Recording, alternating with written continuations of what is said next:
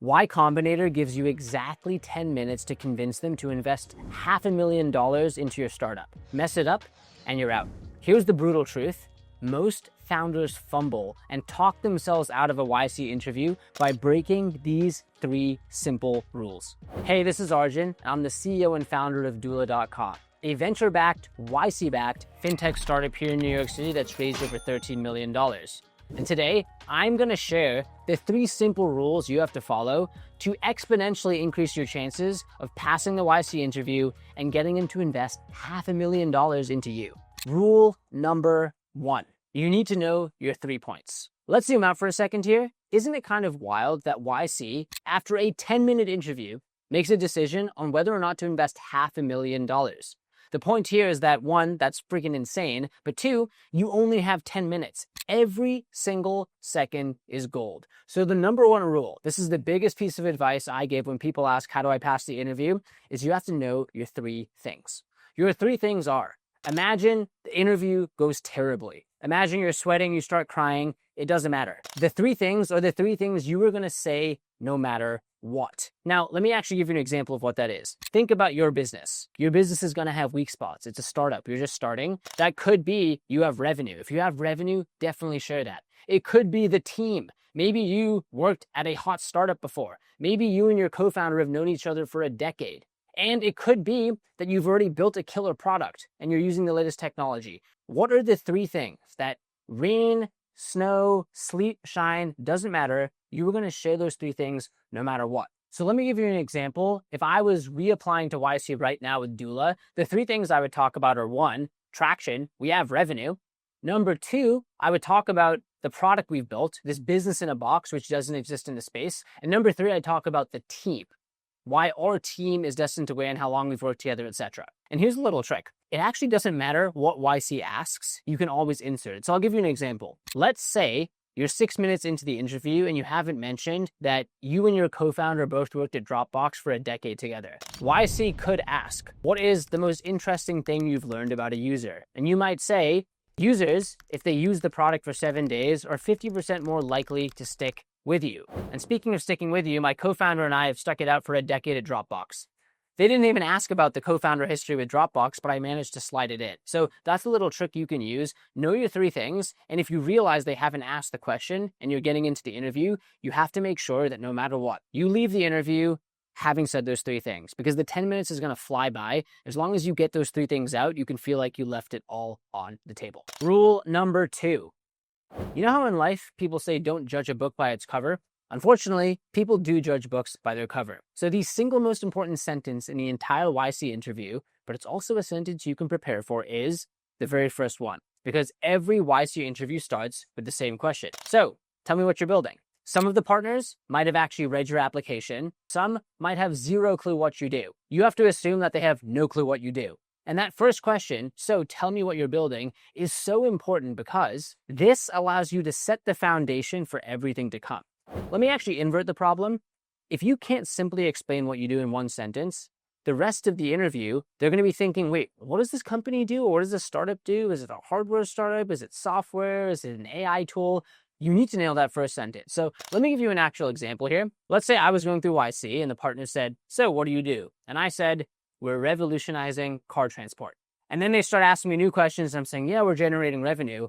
One of the partners is going to be thinking, revolutionizing car transport, are those flying cars? Another person might be thinking, oh, maybe they're building radios for cars. I didn't answer what the question is. And now in the back of their heads, they're not thinking about what I'm saying. They're thinking about, what is the company? So instead, ask me again, what are you building? We're building a mobile app. You open it, you click a button, a car shows up, you get into the car, it takes you to your location, and payment is automatically handled. We're building Uber. Uber is revolutionizing car transport, but you saw how simple and clear that second one-liner was. Now there's no confusion. It's a mobile app. Phone, mobile, payments, A to B, location. Oh, wait a second. Right away, the investor's probably thinking, holy crap, transportation's big, taxi experiences suck. It was so succinct and clear what you did. So the other thing I would say is, you know that first sentence. If there's any line you can practice, if you're interviewing by yourself, it's you. There's multiple people.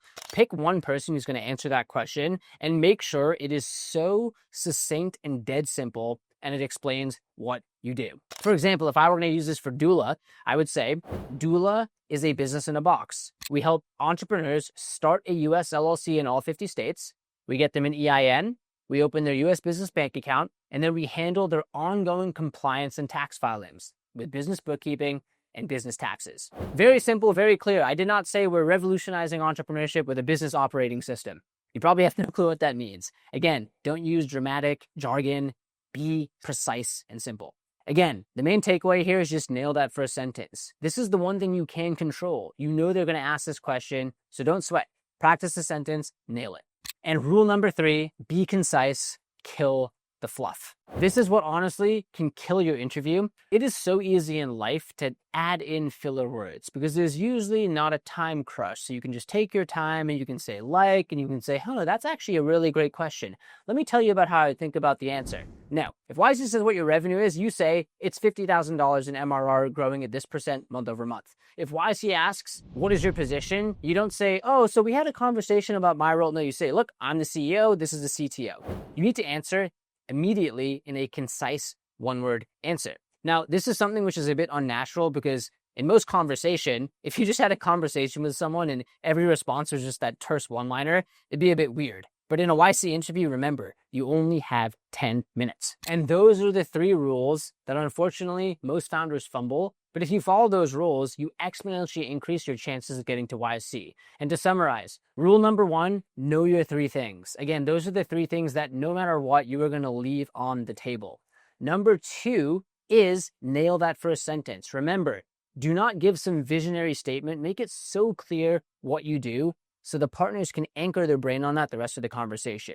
And number 3, be concise, kill the fluff. 10 minutes flies by. Make sure you answer every single question.